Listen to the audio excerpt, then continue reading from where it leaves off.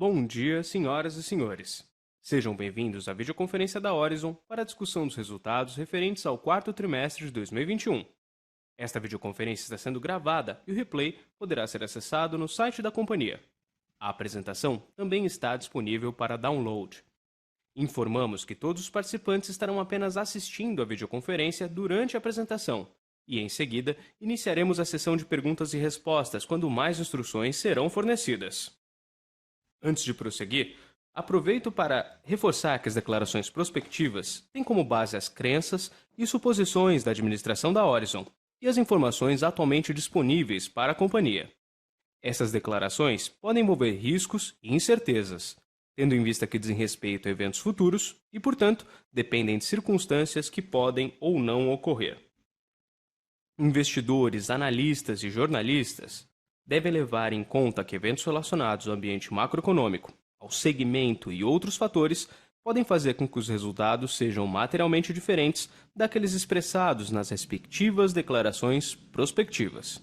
Estão presentes nessa videoconferência o Sr. Milton Pilão, diretor-presidente da Horizon, e o Sr. Leonardo Santos, diretor financeiro e de relações com investidores. Gostaria agora de passar a palavra ao Sr. Milton Pilão, que dará início à apresentação. Por favor, Pilão, pode prosseguir.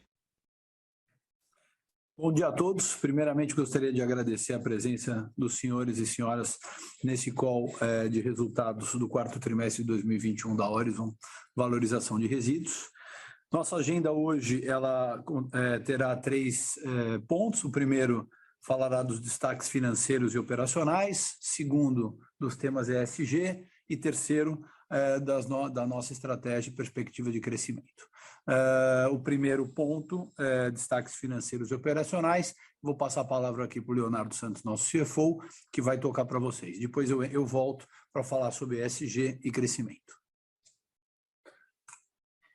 Bom dia a todos, agradeço a presença de todos aqui. Enfim, falando aqui dos destaques financeiros e operacionais, para quem estiver acompanhando pela apresentação, no slide 5, na página 5 da nossa apresentação, o primeiro quadrante fala da receita bruta da companhia, como é que ela se comportou no quarto trimestre de 2021, onde a gente teve um crescimento significativo, bastante significativo em relação ao trimestre imediatamente anterior. A gente vai ver um pouquinho na frente, mas vale destacar aqui a questão da venda de energia e principalmente da venda dos créditos de carbono do ano de 2021, ocorrido ali em dezembro do ano passado. E logo à direita a gente tem o comportamento da receita do ano de 2021 comparado ao ano de 2020, onde a gente teve um crescimento de 11,1%. Logo no quadrante à direita, a gente reporta o EBITDA ajustado do quarto trimestre de 2021, comparado ao terceiro trimestre do ano passado, um crescimento praticamente o dobro do performado ali no terceiro trimestre de 2021, gerado principalmente pelo segmento de energia, biogás e crédito de carbono, ali o nosso crescimento nas atividades de valorização de resíduos, e isso refletindo, a gente vai ver lá na frente, fortemente no resultado do ano, onde a gente reporta, fechando o ano com EBITDA 15,7% maior em 2021 versus o ano de 2020. Em relação ao resultado líquido, tivemos um quarto trimestre bastante forte em relação ao terceiro trimestre de 2021, em relação também ao ano de 2020. Quando compara o ano, tivemos aí uma pequena redução no resultado líquido ajustado em relação ao ano de 2020. Principalmente, a gente vai ver em detalhes no P&L da companhia por conta da rubrica de imposto de renda e contribuição social, por conta das transações ali de energia e de crédito de carbono feita no nível das SPS. A gente teve ali um crescimento da ordem de 11 milhões de reais em impostos e imposto de renda e contribuição social, quando a gente compara aí 2021 com 2020, que praticamente é o que justifica, é mais do que justifica essa redução do lucro líquido ajustado de 2020 para 2021. Em relação à alavancagem, a gente terminou o ano aí próximo de uma vez dívida EBITDA, 0,99, uma redução em relação ao ano anterior. Vale destacar os recursos do IPO e também as debêntures emitidas em dezembro pela Horizon Meio Ambiente, subsidiária integral da Horizon Valorização de Resíduos. Na página seguinte, na página 6, a gente traz os números operacionais da companhia, como é que a gente consolidou o ano, como é que a gente se comportou no quarto trimestre de 21. A gente teve um quarto trimestre mais forte no volume de resíduo em relação ao trimestre imediatamente anterior, com 1.222.000 toneladas de resíduos recebidos em nossos projetos no quarto trimestre de 21, quando comparado ao terceiro trimestre de 2021.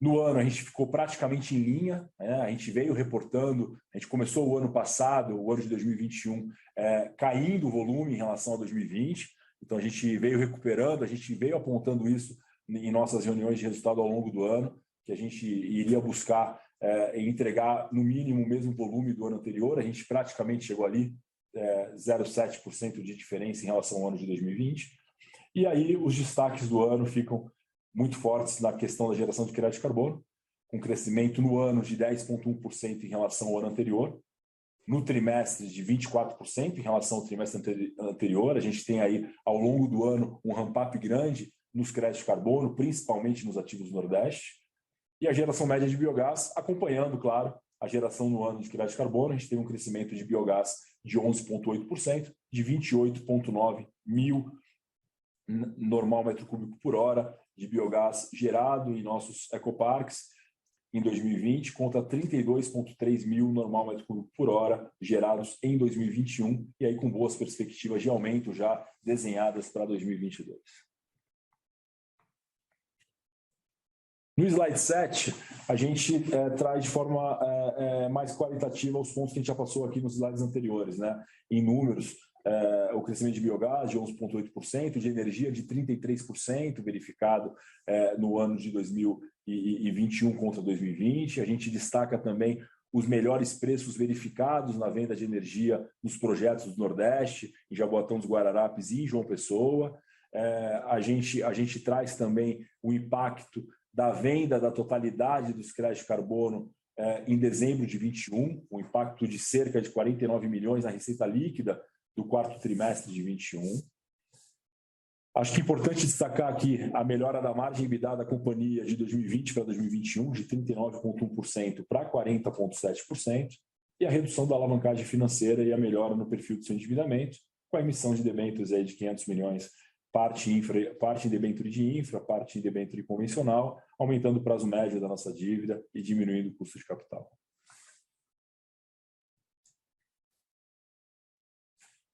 No quesito ESG, a gente basicamente concluiu aí a nossa matriz de materialidades, que será reportada no nosso relatório de sustentabilidade, que será divulgado hoje até o final do dia.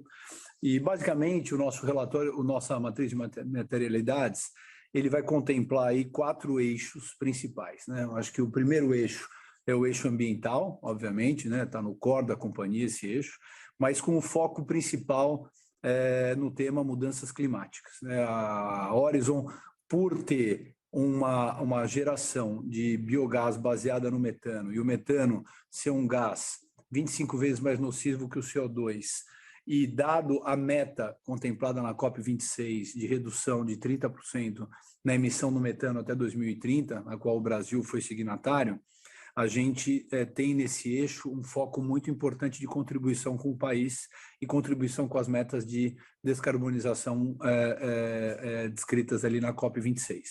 Então, dentro dessas metas, no curto prazo, a gente estipulou aí um aumento de 20% na geração de créditos de carbono em relação ao ano de 2020. Claro que essa meta foi estabelecida ali no ano passado. A gente certamente atingirá essa meta e ela será revista, dado as novas aquisições que entrarão esse ano. Nosso volume de crédito de carbono aumentará exponencialmente. Então, obviamente, esse aumento de geração, ele não contemplava as novas aquisições. Com as novas aquisições, certamente ele será muito superior a essa meta no eixo ambiental. No eixo social externo, a gente tem aí a estruturação do Instituto Horizon, né? A gente, ele visa basicamente padronizar as ações socioambientais no entorno aí das nossas unidades operacionais, buscando a redução da desigualdade social nas comunidades no entorno dos nossos empreendimentos. Eu cito como exemplos que a gente vem implementando já ao longo do final de 2021 e começo desse ano, projetos ali no entorno do nosso Ecoparque de Recife, né? A nossa unidade de triagem mecanizada está pronta, deve iniciar a operação em 2 meses. A gente fez uma até pré-inauguração aí na semana passada, se os senhores viram ela na mídia, e ali a gente, por exemplo, teve um programa de cooperação assinado com as cooperativas de reciclagem que atuavam ali na região. Essas cooperativas ali vendiam o seu plástico para intermediários, diminuindo a sua receita. Então, como a UTM vai ter uma geração de plástico reciclado, né, o nosso que a gente chama de plástico verde, muito grande, e a gente vai ter um canal, um veículo de comercialização desse plástico que vai trazer um preço plus. A gente fez um acordo com as cooperativas onde a gente vai permitir que elas vendam o plástico dela também pelos nossos canais de venda. Então, esse tipo de cooperação com aquela comunidade, aquelas pessoas que já viviam da reciclagem de alguma maneira e permitem que essas pessoas venham para um mercado mais organizado e mais regulado, trazendo mais receita para elas. No eixo social interno, acho que o nosso maior desafio é a integração aí das novas aquisições. Isso é, esse ano aqui a gente tem a previsão de basicamente triplicar o número de funcionários. Hoje a gente tem mais ou menos 1.000 colaboradores, devemos ir para 3.000 colaboradores quando as aquisições, principalmente da Estre, estiverem aqui dentro do nosso portfólio. Então, a gente tem um trabalho muito forte aqui no desenvolvimento do capital humano, com treinamento e integração de todas essas pessoas na cultura Horizon durante esse ano. No quesito governança, a gente basicamente tem um plano de fortalecer aí as nossas boas práticas, ampliando os órgãos de administração, da administração com novos ambientes e corpo técnico adequado para diferentes atividades. O que eu estou querendo dizer com isso é que a gente vai ampliar os comitês que nós já temos aqui dentro da companhia, trazer aí um comitê de investimento, um comitê de suprimentos, comitê financeiro e comitê de sustentabilidade, dentre outros.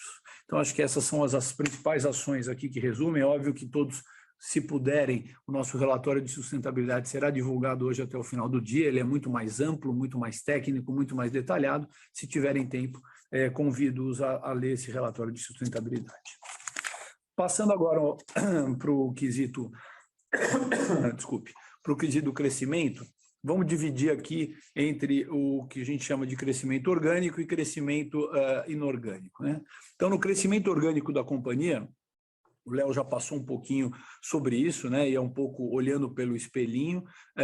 O que aconteceu em 2021 era o que a gente previa pré-IPO. A gente ampliou aí as nossas atividades na geração de energia elétrica a partir do biogás, então fomos eficientes e conseguimos aí ampliar em 50% e 30%, respectivamente, as nossas operações de geração de energia em Jaboatão dos Guararapes e João Pessoa.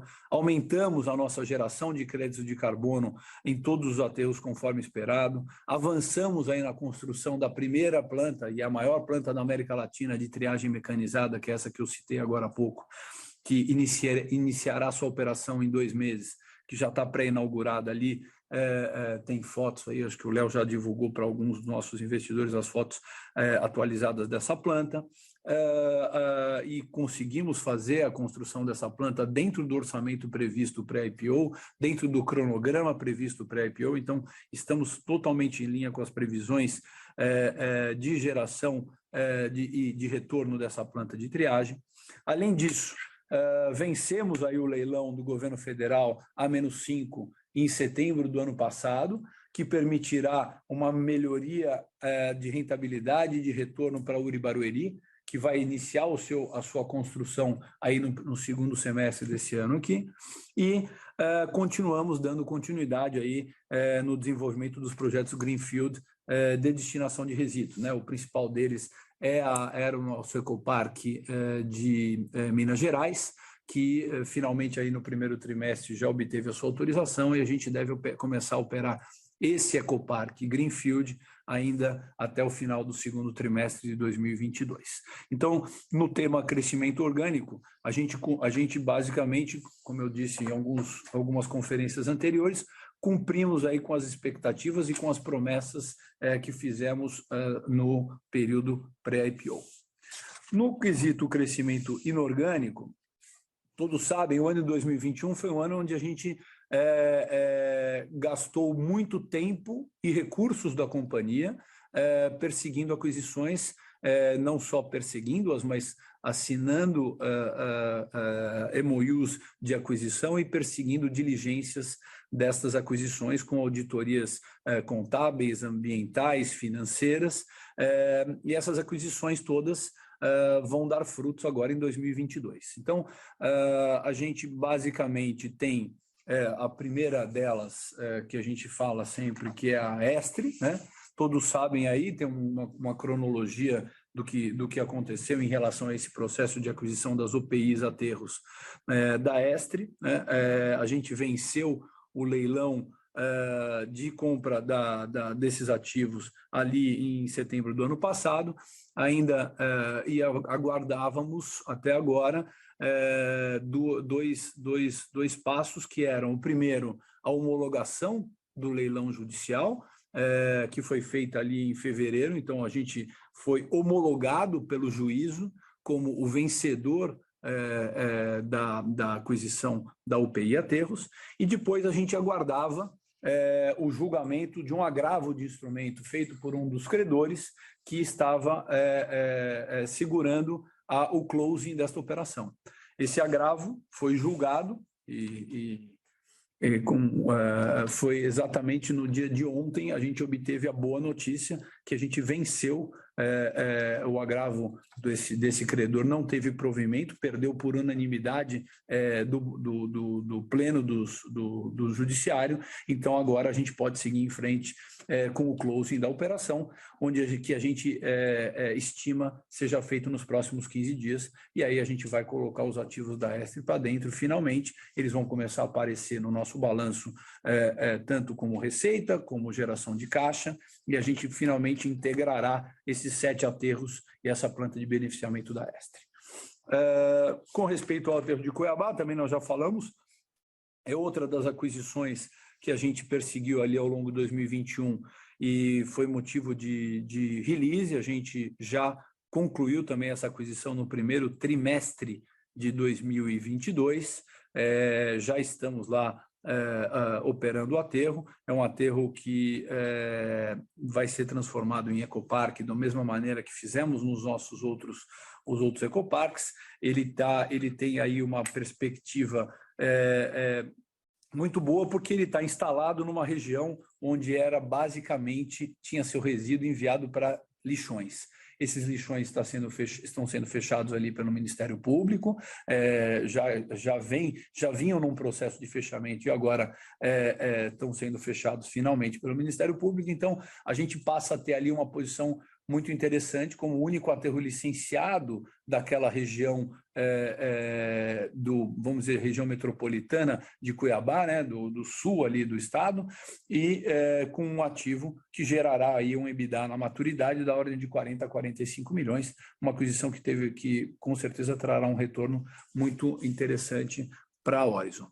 Além disso, a gente deve, ao longo do próximo trimestre, do segundo trimestre aqui de 2022 e terceiro trimestre, divulgar aí mais outras aquisições que foram razão de diligências ao longo de 2021 e que serão concretizadas ali ao longo do segundo e terceiro tri de 2022.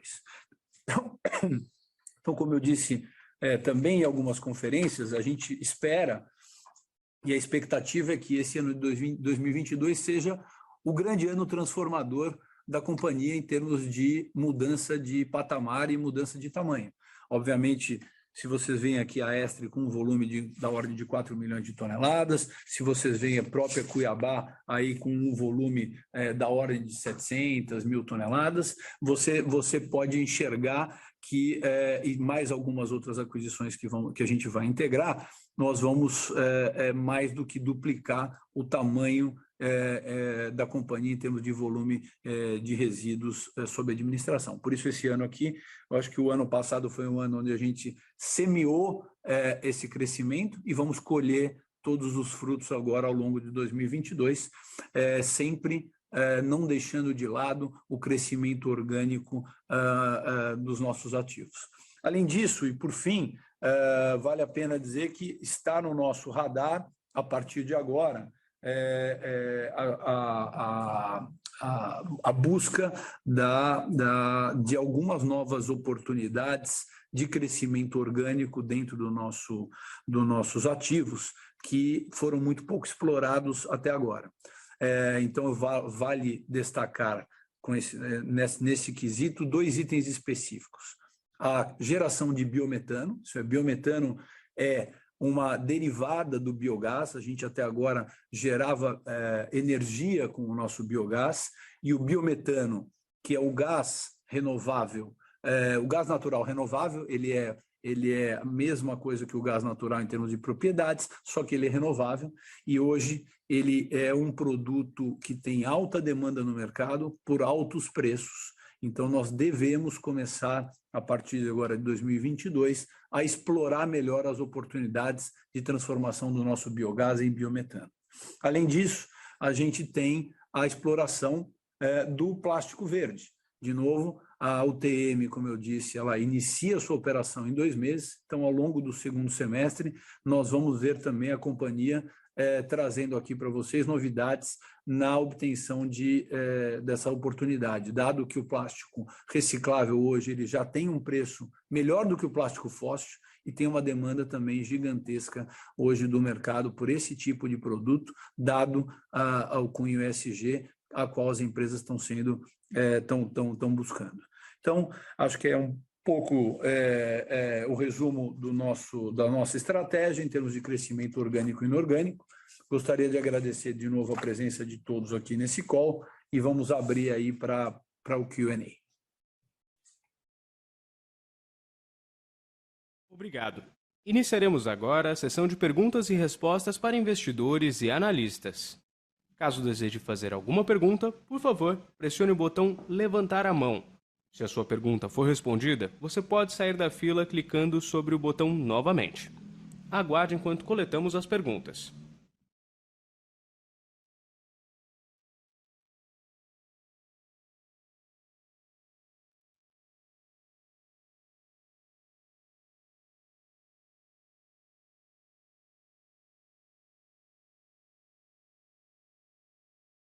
Nossa primeira pergunta vem do Sr. Roberto Dunque. Sr. Roberto, seu microfone já está liberado. Bom dia, Léo, Pilão. Parabéns pelos resultados, obrigado aí pela pergunta.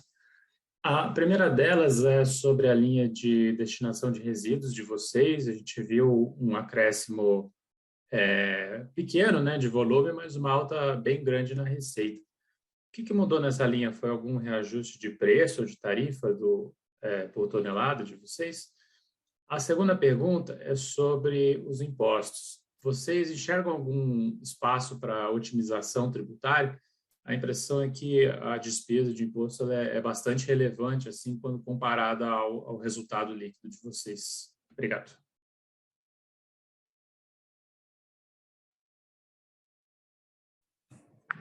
Oi, Roberto, tudo bem? Pilão aqui. Deixa eu falar a primeira parte, o Léo responde a segunda questão. Na primeira questão, basicamente esse impacto na receita se deve ao reajustamento de preços e de mix de receita. Basicamente, a gente tem em nossos contratos de destinação de resíduo reajustes por IGPM e por IPCA, índices do governo que acabaram sofrendo aí impactos inflacionários e impactos nos seus percentuais. Então, a gente passou a aplicar esses índices conforme o contrato estabelecido e, com isso, a gente acabou tendo, em alguns casos, principalmente onde o IGPM era o índice de reajuste, um impacto bastante positivo no que diz respeito a preços de destinação.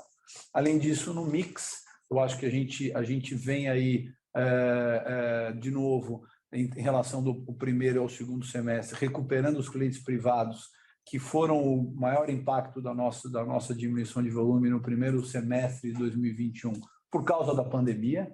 A gente já vinha falando isso lá atrás, que a pandemia, lá em 2021, quando ela estava em alta escala, ela impactou alguns clientes privados, principalmente porque naqueles clientes onde a gente tinha contratos onde a gente necessitava de uma escavação ou de uma entrada dentro da operação deles para retirada do resíduo, eles não permitiam essa entrada por causa da pandemia, então a gente foi impactado aí com resíduos privados no primeiro semestre e que foram voltando ao longo do segundo semestre. E os nossos resíduos privados normalmente têm preços melhores do que os resíduos públicos.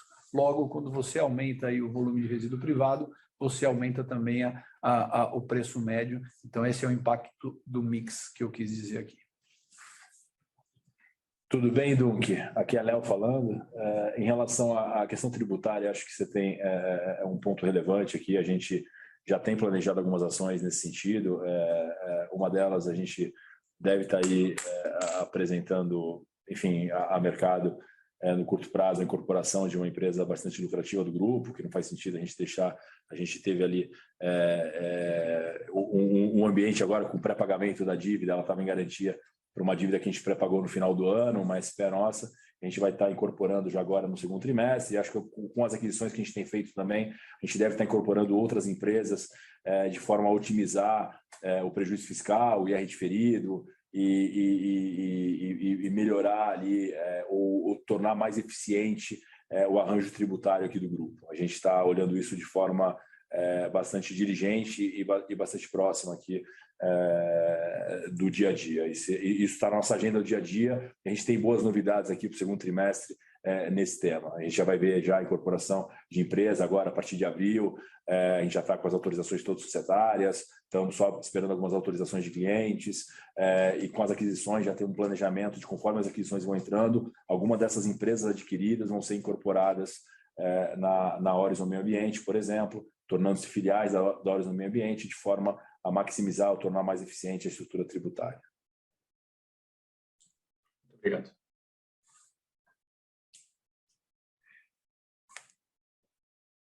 Lembrando que para fazer perguntas, basta pressionar o botão levantar a mão. Nossa próxima pergunta vem do senhor Hugo Gomes.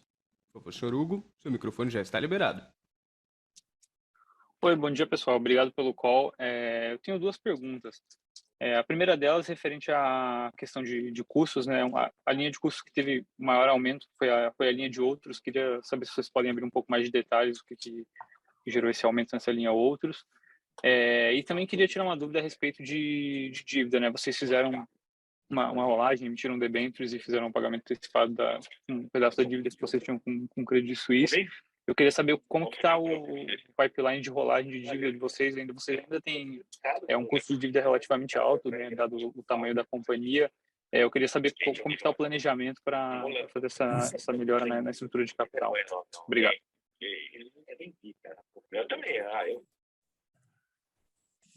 Bom, Hugo, aqui é Léo falando. Acho que a questão da linha outros vale destacar a questão dos insumos e a questão dos combustíveis, né? A gente teve o combustível foi um componente importante da mudança de patamar de custos no ano passado. Então acho que são dois pontos ali que trouxeram um peso relevante para essa linha, tá? Então acho que a gente pode depois entrar em maiores detalhes, mas são dois pontos, tanto os insumos do manejo de resíduos, insumos pétreos e principalmente a questão dos combustíveis. A segunda questão do endividamento, a gente falhou um pouco para mim aqui a sua pergunta, mas se eu entendi um pouco, se você puder me repetir aqui, me ajudaria, mas se eu puder... Claro. Vai lá, Hugo. Eu posso repetir. Assim, vocês fizeram vocês emitiram debênture, né, e vocês fizeram um pagamento antecipado da dívida que vocês tinham com o CIES, mas ainda olhando a estrutura da dívida de vocês ainda têm uma dívida um pouco cara, considerando o tamanho da empresa, né? Eu queria saber como que está o planejamento para fazer mais um pouco de rolagem dessa dívida, até pensando no cenário macro, né, que é um cenário estressado que dificulta esse movimento, mas queria saber qual que é o planejamento, como está a cabeça de vocês para fazer essa melhora na estrutura de capital da empresa. A dívida feita no final do ano, ela tem algumas condições, ela tem algumas travas de pré-pagamento, né? Olhando as estruturas de debêntures ali com cuidado, elas têm ali algumas condições de, né, são duas séries, a debênture de infra, ela não pode ser pré-paga antes de um duration de 4 anos, e a outra série tem ali uma condição de pré-pagamento não antes de 3 anos. Então a gente não deve esperar nenhuma movimentação nessas duas séries, que são as debêntures mais relevantes. Olhando o mercado hoje, e como você falou, o custo, a gente tem visto um custo bastante estressado, não acho que a gente está falando de um papel ali IPCA mais 6,75 para uma empresa que está estreando, inaugurando o setor no mercado de capitais de dívida, olhando alguns comparáveis, a gente não, com prazo de 14 anos, é algo que a gente julgou adequado, vamos dizer assim, para aquele momento e para o nível de estresse que está o mercado, e comparado ao patamar de dívida que a gente tinha antes. É verdade que a gente vai estar sempre buscando essa redução ao longo do tempo, novas operações a gente espera que a gente consiga captar taxas melhores. Claro que a gente depende também do ambiente que a gente está inserido, a gente está num ambiente que não está tão fácil, a gente sabe disso, mas é o que a gente vai estar perseguindo. Mas acho que a gente tem ali que considerar as condições da emissão que a gente fez agora em dezembro, que não nos permite nenhum tipo de mudança nessa dívida específica no curto espaço de tempo. Perfeito, obrigado. Parabéns pelo resultado, pessoal. Obrigado. Novamente, para fazer perguntas, basta pressionar o botão levantar a mão. Aguarde enquanto coletamos mais perguntas.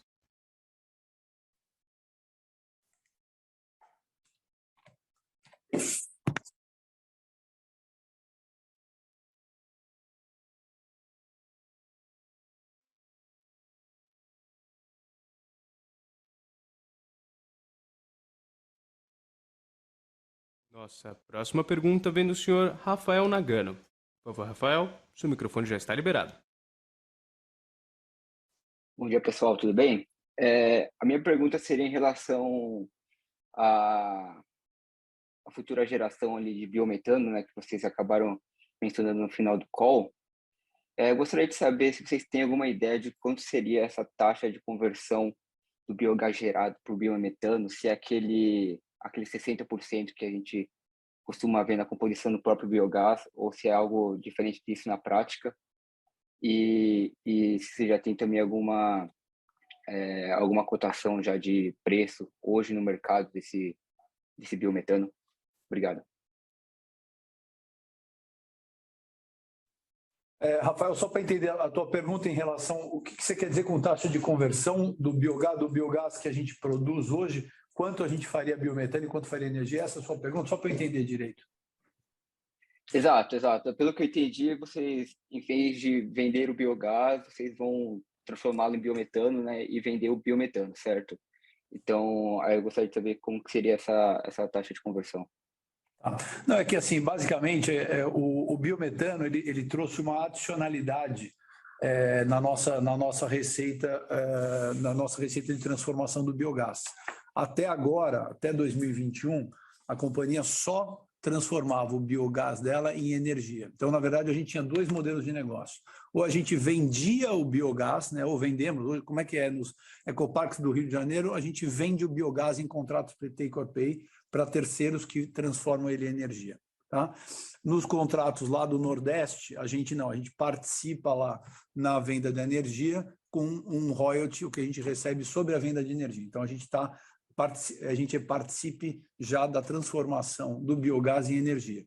Quando eu falo do biometano, é que agora nós vamos ter, como eu disse aqui, pelo menos mais 5 a 6 milhões de toneladas de resíduo para dentro da companhia, integradas na companhia, agora já em 2022. Então, a gente, obviamente, como a gente diligenciou todos esses novos ecoparques que estão entrando, e a maioria deles não tem geração de biogás avançada, como estão, ou vamos dizer assim, rentabilizada, como estão os nossos ecoparques, a gente começou a tomar a decisão do que fazer com esse biogás.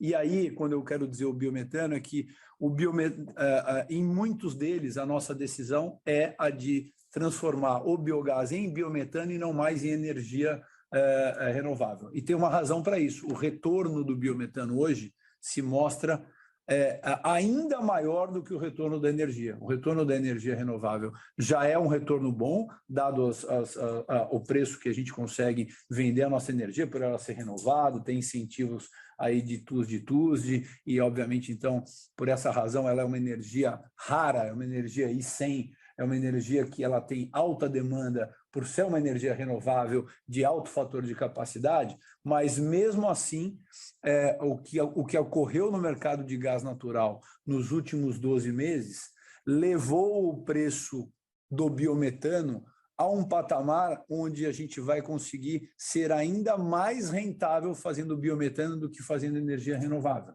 E com contratos aí de 5 a 10 anos e uma demanda gigantesca das indústrias com clientes AAA hoje querendo comprar esse nosso gás com contratos de longo prazo a preços plus. Então, quando eu falo do biometano, é que ele vai trazer, então, uma nova perspectiva aqui de rentabilidade do nosso biogás para os novos ecoparques. Naqueles ecoparques onde a gente já está instalado com plantas de energia, a gente não tem ainda a perspectiva de trocar. A gente até já avaliou isso, mas a gente já está investido nesses ecoparques que geram energia, então nós vamos continuar como estamos. O que eu estou dizendo aqui é para os novos ecoparques, a gente deve ter mais geração de biometano do que geração de transformação do biogás em biometano, do que transformação em energia renovável, pelas razões que eu acabei de falar.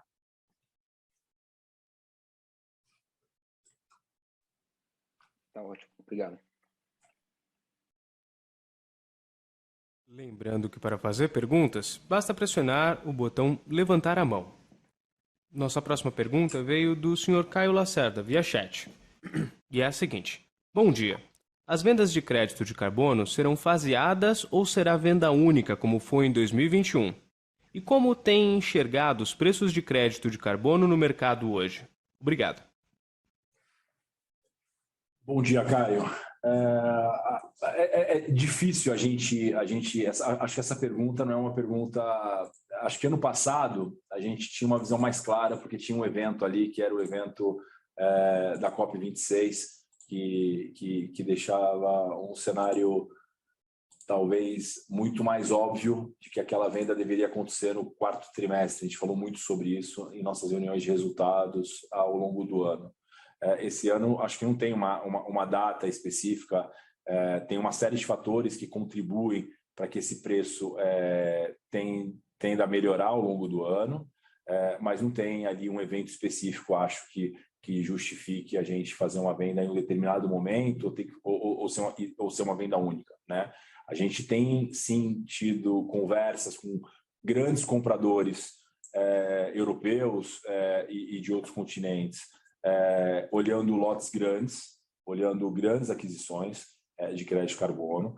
Então, não deveria surpreender o mercado se a gente fizesse uma venda única, como a gente fez ano passado, mas também acho que a gente sim tem conversado também de lotes menores, como você chamou, ou faseados, como você colocou, né? Então, a gente não tem essa resposta, não tem aqui uma diretriz interna de a gente fazer de uma forma ou outra. A gente, de fato, vai maximizar e buscar a melhor oportunidade, a forma de capturar o melhor preço.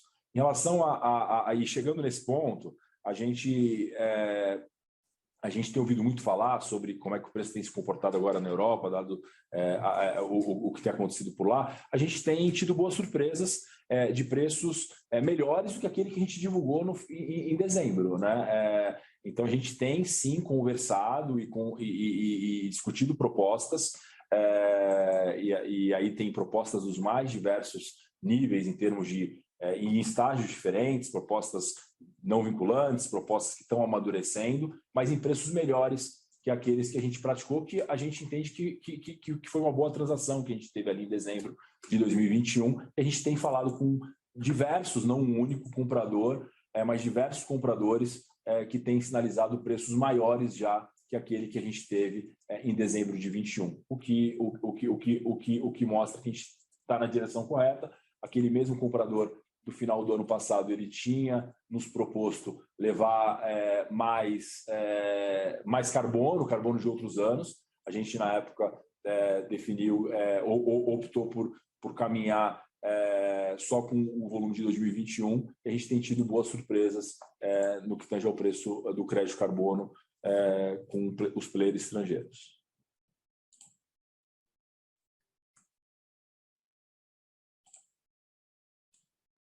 Lembrando que para fazer perguntas, basta pressionar o botão levantar a mão. Aguarde enquanto coletamos mais perguntas.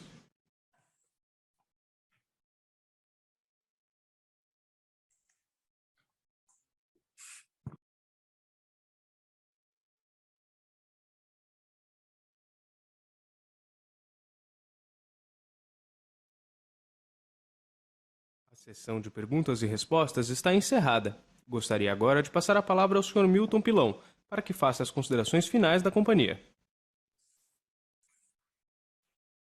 Mais uma vez, muito obrigado pela presença de todos e o tempo que despenderam aqui nesse call. Todos sabem aqui que a gente está sempre à disposição aqui com o nosso RI, caso tenham dúvidas adicionais ou necessitem de mais esclarecimentos.